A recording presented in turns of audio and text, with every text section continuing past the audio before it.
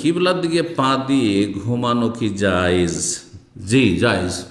এমন কোন হানাফি, শাফি, মালিকি, হাম্বলি, ভালো করে শুনুন, জনগণ এমন একটা ধারণা রাখে মাসলা সম্পর্কে যেটা কোনো মজহাবে নেই।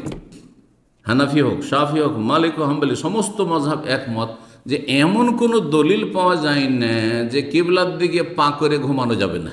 হ্যাঁ, বরং হানাফি মজহাবে অসুস্থ ব্যক্তি শায়িত অবস্থায় সলাত আদায় করলে যে তরিকা বর্ণনা করা হয়েছে, অন্য ফোকারও বলেছেন দুটা তরিকা। একটা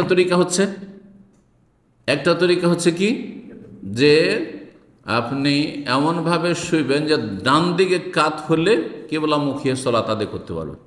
তাহলে পূর্ব দিকে যারা আছেন, দামামে আছেন বা ভারত বাংলাদেশে যারা আছেন, তারা উত্তর দিকে মাথা করবেন। আমাদের দেশে মাইয়াতকে দাফন এইভাবে করা হয়, উত্তর দিকে মাথা করে শুবেন, দক্ষিণ দিকে পা করবেন আর ডান দিকে কাত হবেন। তাহলে কিবলামুখী হয়ে গেলেন। আর কাত হয়ে আপনি কি করবেন? শুয়ে শুয়ে সলাত আদায় করবেন, যেহেতু এমন রোগী যে আপনি বসেও সলাত আদায় করতে পারছেন। এটা একটা তরিকা। আর একটা তরিকা হচ্ছে যে কিবলার দিকে পা করে শুবেন চিত হয়ে, কিবলার দিকে পা করে চিত হয়ে শুবেন, আর মাথা থাকবে কিবলার উল্টো দিকে, ধর পূর্ব দিকে থাকবে, আর পশ্চিম দিকে আমাদের কিবলা আছে, এদিকে পা কিবলার দিকে আর এইদিকে মাথা, আর মাথার তলায় একটু উঁচা করে নেবেন, বালিশ টালিশ দিয়ে উঁচা করে নেবেন, যাতে করে কিবলামুখী হয়ে কি করা যায়? সালাত আদায় করা যায়। তাহলে কিবলার দিকে পা করা যদি বেয়াদবি হইতো, তো এই তরিকা ফিকার কেতাবে ফোকাহা ওলামারা লিখতেনই না। আশা করি বোঝা গেছে। কিবলার দিকে পা করে ঘুমানো অথবা পা লম্বা করে বসে থাকা কোনো দোষের কথা নয়, কোনো দোষের কথা নয়। বরং সহি হাদিসে রয়েছে নবী সাল্লাল্লাহু আলাইহি ওয়াসাল্লাম কাবায় হেলান লাগিয়ে বসে থেকেছেন। মুসনেদুন জাহরাহু এলাল কাবাত, কাবায় হেলান দিয়ে বসে থেকেছেন। অনেক বলতে কাবায় হেলান দিয়ে পাছা পিছন এইভাবে বসে বেয়াদবি, যেন পেছনে, তাই না? অথচ রাসূলুল্লাহ করেছেন, তাহলে এটাও বেয়াদবি নয়। ওই রকমই কাবার দিকে পা করে কেউ যদি বসে থাকে তো সেটা কোনো বেয়াদবি নাই, শরীয়তে কোনো বাধা নেই। কিছু ফোকারা বলেছেন একেবারে কাবার সামনে মাতাফে যদি তফের জায়গায় একেবারে কাবার সামনে কাছাকাছি, তাহলে কাবার দিয়ে পা লম্বা করে আপনি বসিয়েন না, এরকম কথা তাদের একটু ইজতিহাদি কথা, কোনো দলিল ভিত্তিক, এটাও কোনো দলিল ভিত্তিক নয়।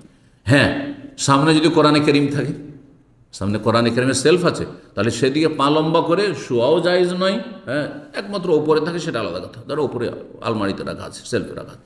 কিন্তু যদি আপনার পায়ের বরাবর খাট বরাবর থাকে, তাহলে সেদিকে পা করে শোয়া অথবা পা লম্বা করে, অনেক বেয়াদবরা সামনে মসজিদে সেলফ আছে আর ওইদিকে পা লম্বা করে আছে কাছে, অথচ কাছে, এইটা জায়েজ নয়, এটা বড় বেয়াদবি, এটা বেয়াদবি।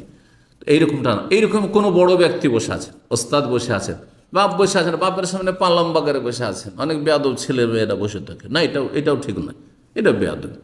কিন্তু কাবার ক্ষেত্রে যে কাবার দিয়ে পা লম্বা করা যাবে না এমন কোনো দলিল শরীয়তে নেই। সুতরাং বিষয়টি সাধারণ মানুষের ধারণা মাত্র, এর পিছনে কোনো দলিল নেই। আসল হচ্ছে যে জায়েজ। সেখানে বাজ, ইবনে উসাইমিন সমস্ত ওলামারা এই বিষয়টি উল্লেখ করেছেন। এখানেই প্রশ্ন উত্তর শেষ হচ্ছে। আল্লাহ রাব্বুল আলামিন যেন আমাদেরকে সঠিক কথা বলার, মেনে চলার, আমল করার এবং সেই দিকে দাওয়াত দেওয়ার তৌফিক দান করেন। রব্বুল বালা মুসিবত থেকে আল্লাহ হেফাজতে রাখেন। ওয়া সাল্লাল্লাহু সাল্লাম আলা নবিয়িনা মুহাম্মদ ওয়া আলা আলিহি ওয়া সাহবিহি আজমাইন।